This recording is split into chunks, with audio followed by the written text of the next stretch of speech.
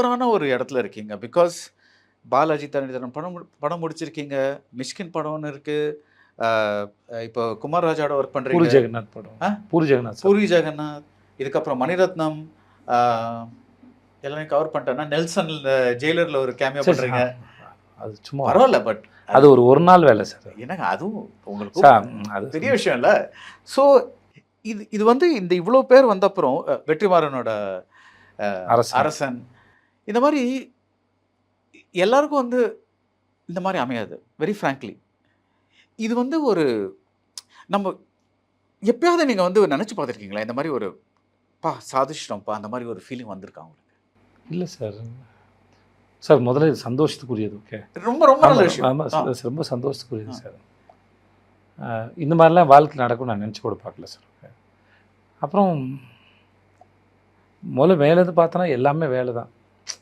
எல்லாத்தையும் இப்போ நீங்கள் நாளைக்கு நீங்கள் டைரக்ட் பண்ணுறீங்க நான் நடிக்கிறேன்னா கூட உங்கள் கதை எனக்கு பிடிச்சிருக்கு, நான் செட்டுக்கு வரேன்.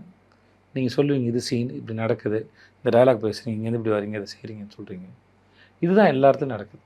இப்போ இந்த மாதிரி இப்போ நம்ம தன்னோட தொழிலில் வந்து சிறந்து விளங்குற இல்லை அவங்களோட ஃபார்ம் வந்து ரொம்ப ரசிக்கும்படியாக இருக்கிறவங்களோட வேலை செய்யும்போது நமக்கு அது கூடுதல் சந்தோஷத்தை ஏற்படுத்துது இல்லையா. மற்றபடி நான் அது வந்து எல்லாமே வேலையாக தான் பார்க்குறேன். என்னை பொறுத்து இதில் ஒரு மகிழ்ச்சி இருக்குது, அதில் மாற்றுக்கிறதே கிடையாது. ஆமாம். ஆனால் அது எல்லாமே வேலையாக தான், அப்படி தான் தெரியுது எனக்கு, வேறு ஒன்றும் சொல்கிறது இல்லை. ஸோ இப்போது ஒரு நீங்களும் சாய் பல்லவியும் மணிரத்னம் அந்த காம்பினேஷன் அந்த மாதிரி நினச்சி பார்த்து இது சூப்பராக இருக்க போகுது அப்படிங்கிற மாதிரி ஒரு சந்தோஷம் வருமா? மணி சாரோட வேலை பார்க்கணும், இப்போ குமாரராஜ் சாரோட வேலை பார்க்கணும், மணி சாரோட வேலை பார்க்கணும், பாலாஜியோட வேலை பார்க்கணும். இப்போ நலனுக்கு ஃபோன் பண்ணி நலனோட வேலை பார்க்கணும் எனக்கு ஆசை இருக்குது. ஸோ அதனால் மணிகனோட வேலை பார்க்குறது, வெற்றி சாரோட வேலை பார்க்குறது. ஸோ இவரோட ஒர்க்கெல்லாம் பார்த்துருக்கேன், ரசிக்கிறேன். இன்னும் சில பேர்லாம் இப்போ நெல்சன் என்னோட ஒர்க் எனக்கு பிடிக்கும் எனக்கு. ஸோ இது மாதிரி இருக்கிற இப்போ எனக்கு விக்னேஸ்வரனோட ஒர்க் பிடிக்கும். நிறைய பேர் இருக்கிறாங்க அந்த மாதிரி ஒர்க் பண்ணவங்க. அவங்களோட ஒர்க் பண்ண அனுபவத்தில் நான் பார்த்துருக்கேன் நேரடியாக. அவங்க எப்படி வேலை செய்கிறாங்க, அவங்க எப்படி சிந்திக்கிறாங்க, அந்த வேலை எப்படி வந்து வெளியே டெலிவரி ஆகும். ஸோ இப்படி இப்போ ஒரு டைரக்டர் பற்றி நான் ஒர்க் பண்ண நம்ம டைரக்டர்ஸ் பற்றி கேட்டேன், எனக்கு அவங்கள பற்றி சொல்கிறதுக்கே நிறையா இருக்குது.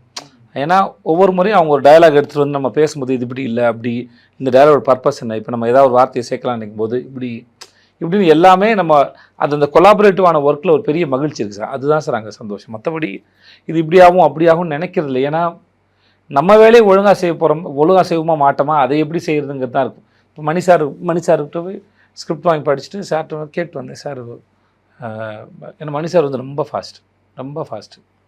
அதனால் சார் இப்போ எப்போல்லாம் கேப் கிடையாது வரேன் சார், நான் படிச்சுட்டே இருக்கேன் சார், உங்களோட சேர்ந்து படிக்கிறேன் சார், முடிஞ்ச அளவுக்கு நான் புரிஞ்சிக்க முயற்சி பார்க்குறேன் சார், முடிஞ்ச அளவுக்கு நீங்கள் என்ன எதிர்பார்க்குறீங்க அதை புரிஞ்சுக்க முயற்சி பண்ணுறேன் சார் அப்படின்னு.